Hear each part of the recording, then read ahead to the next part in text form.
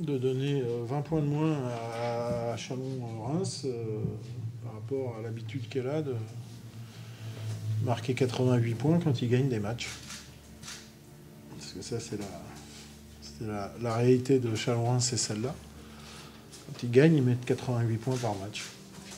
Et nous, quand on gagne depuis 5 journées de championnat, on encaisse 67 points en moyenne. Donc au final, on a fait ce qu'il fallait défensivement pour gagner ce match-là. Ce genre de départ contre c'est facile, à part ce début de troisième quart-temps, il y a quelques soucis défensifs, mais c'est le seul passage. Non, en première mi-temps, on donne des choses qu'on ne voulait pas donner. C'est ça qu'ils mettent trop de points à mon goût. Il y a 10-12 points qu'ils ne doivent pas avoir en première mi-temps. Il y a 3 situations de drive de 1 contre 1 sur des joueurs comme Dean et Pitard qu'on ne doit pas prendre. Il y a 2 tirs à 3 points qu'on ne doit pas prendre. Donc il y a déjà 10-12 points qu'on ne doit pas donner sur la première mi-temps. Et on a beaucoup parlé en deuxième mi-temps. Voilà, c'est sûr qu'on n'est pas reparti de la bonne façon. Voilà, mais après, par contre, les 17 dernières minutes, on n'a vraiment pas donné ce qu'on voulait donner à cette équipe-là. Voilà. Donc il y a des situations de panier qu'ils n'ont plus du tout. Voilà, on était prêt éventuellement à ce que des intérieurs soient capables de marquer des paniers à 5-6 mètres. Voilà, mais bon, ça, c'était pas très grave. La vraie différence, c'est que tu disais, vous avez raté au début de deuxième mi-temps. Il y a quelques semaines, on sait que ça vous a joué cher. Là, vous avez réussi à ouais, mais on doit une fière chandelle à Todd Gotcher.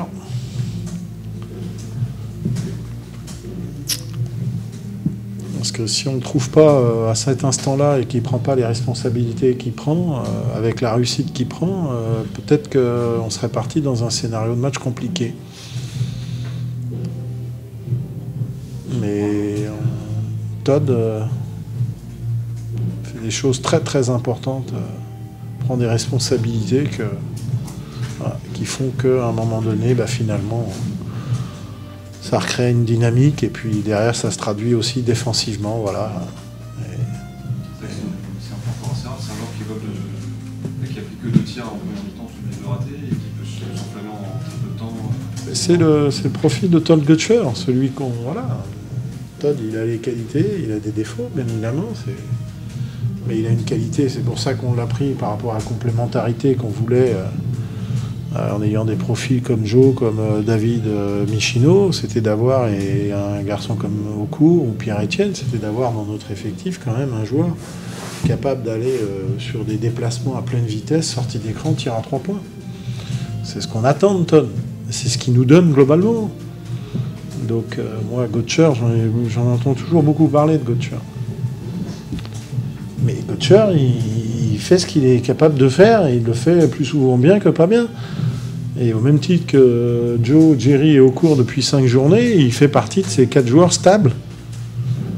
Voilà, mais il en fait partie. C'est une réalité, et ce soir, on est bien content de l'avoir.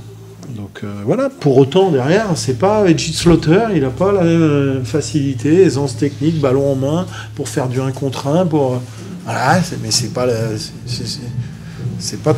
Voilà, c'est ça, mais c'est pas le même salaire non plus, quoi. Hein. À un moment donné...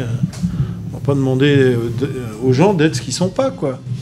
À minima, ce qu'il est capable de faire, s'il le fait, on va quand même s'en féliciter. Et ça fait quand même pas mal de journées qu'il le fait. Voilà. Et puis oui, avoir cette capacité, 2 tirs en première mi-temps, raté, il joue pas trop, on a une bonne dynamique, on a Abou qui est pas mal, on a David qui est pas mal sur la première mi-temps. Voilà. Et puis il revient, on n'est pas bien, et poum, c'est lui qui nous relance. Ce qui explique que derrière, on a managé de façon très différente, parce que on a laissé 5 s'exprimer parce qu'il était performant, qui faisait la différence. Donc on a limité les rotations sur la deuxième mi-temps volontairement. Mais Todd a été très très important, l'élément déclencheur, de toute façon. Il y avait un autre enjeu, cette équipe de Chalon, c'était le secteur intérieur. C'était quelque chose que tu avais ciblé dans le match. On n'aimait pas trop la mobilité de garçons comme Bentil et Daniel, quoi. que c'est des gens athlétiques, qui ont de la mobilité. Bon, c'est pas forcément la tasse de thé pour Gates, mais aussi pour Jerry, Daniel. Il bouge vite, quoi. Hein. Il est petit, il est puissant, il bouge vite. Mais globalement, on a contrôlé ce qu'on voulait contrôler. Hein. On n'a pas donné à Duport beaucoup de terrain d'expression, alors que c'est toujours compliqué, Duport, à défendre, parce qu'il pose des écrans, il s'écarte à 5-6 mètres. Si vous aidez, vous risquez de prendre... On a su pas trop mal gérer ça, je trouve. Défensivement, collectivement, c'est pas mal. C'est pas mal. Forcément, quand Duport s'est retrouvé contre Gates, lui, un peu la mettre a souffert aussi. Même si c'est manque de mobilité, il a quand même fait un gros... Oui. Alors, oui, mais pour Yancy, le scénario de la deuxième mi-temps n'est pas bon. Parce qu'on est dans une bonne dynamique, donc on a décidé, là, on va pas faire de rotation, on va rester, parce qu'on est en train de prendre l'ascendant, donc on va pas casser la dynamique du 5 sur le terrain. Le problème, c'est que Yancy, s'il joue plus pendant 10 minutes, quand il revient, là, il est hors rythme complet. Quand il revient en deuxième mi-temps, il est vraiment hors rythme total. Alors que sur la première mi-temps, on l'a fait venir plus vite, et voilà, mais... C'est un process et ça va pas se faire du jour au lendemain, Yancy. Hein. Voilà, mais c'est vrai que le scénario de la deuxième mi-temps n'est pas bon pour lui.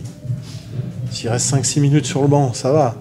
S'il reste 10, pour que la machine elle se remette en rythme, c'est compliqué. Hein. Donc la deuxième mi-temps a été compliquée, mais pas de son fait. En plus du choix qui a été fait de maintenir Jerry qui prenait quand même aussi l'ascendant. Puis on sait très bien, Jerry, on a plus d'intensité, plus de mobilité, tout ça.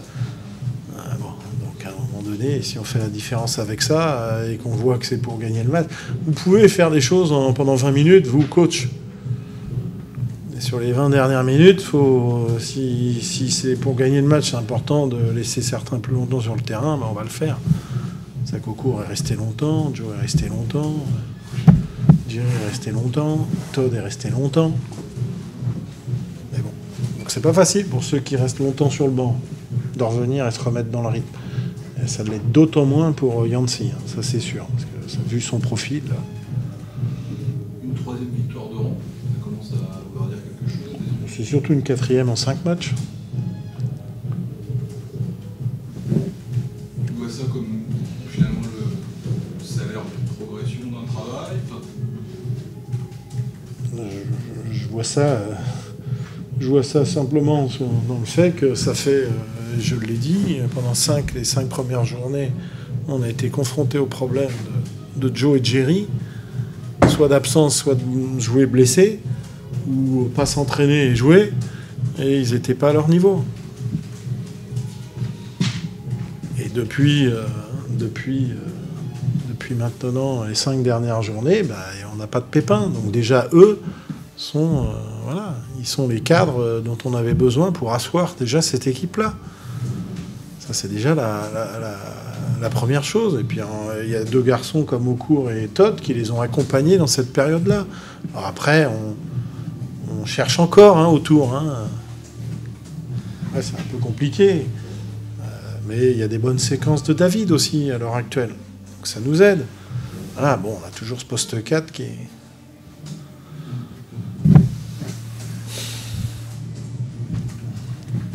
Parce que ce soir, on gagne en shootant à moins de 30% en dehors de la raquette et en ayant raté 10 lancers francs et on met 83 points. Hein. Ça veut dire que ce qui a changé, c'est que vous avez un peu de marge. Oui, la marge, je ne sais pas si on a de la marge, on ne va pas aller jusque-là quand même. Mais ce qui est la seule réalité, c'est qu'on n'est plus à 80 points encaissés, on est à 67, 8. Donc cette marche, on se l'est donnée parce que défensivement, c'est 14 points de moins ou 13 points de moins encaissés entre les 5 premières journées et les 6 autres.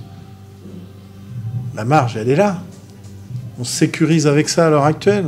Donc même si on n'est pas très adroit, parce que c'est une réalité, on manque d'adresse. On a des garçons qui manquent d'adresse. Hein. Enfin, pour certains, pas tous, mais il y en a certains qui manquent vraiment d'adresse parce que quand vous shootez à 10%, ça fait quand même très très très très faible, quoi. Il y a des matchs, on a les garçons à 0-10% au shoot, quoi. Tu dis que vous compensez ça par une solidité défensive. Est-ce que tu as aussi l'impression, mais c'est forcément en ligne, qu'il y a aussi une solidité mentale beaucoup plus importante? Je sais pas. Peut-être que c'est aussi le fait d'avoir gagné des matchs qui apporte, on le sait, c'est un bon remède contre le doute, hein, la victoire. Donc il y a aussi un peu plus de confiance à l'heure actuelle.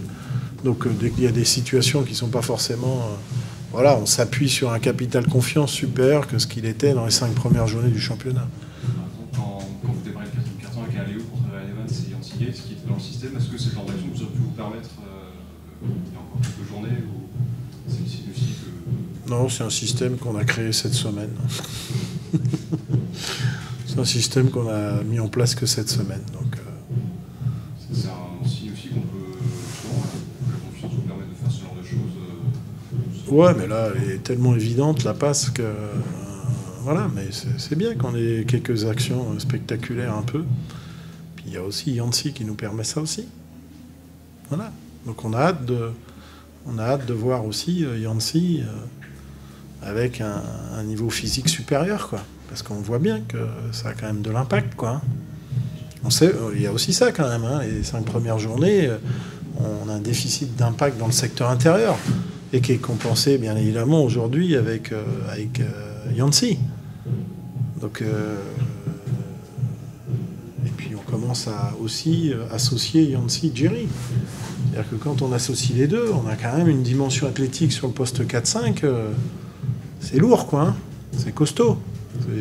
Jerry en 4 défendu par des 4. Voilà. Donc c'est une valeur ajoutée de ça qu'on n'avait pas sur les premières journées, qu'on commence à avoir. Mais ça demande aussi un peu de travail, les associations. Parce que ça sous-entend que Jerry est décalé défensivement sur le poste 4.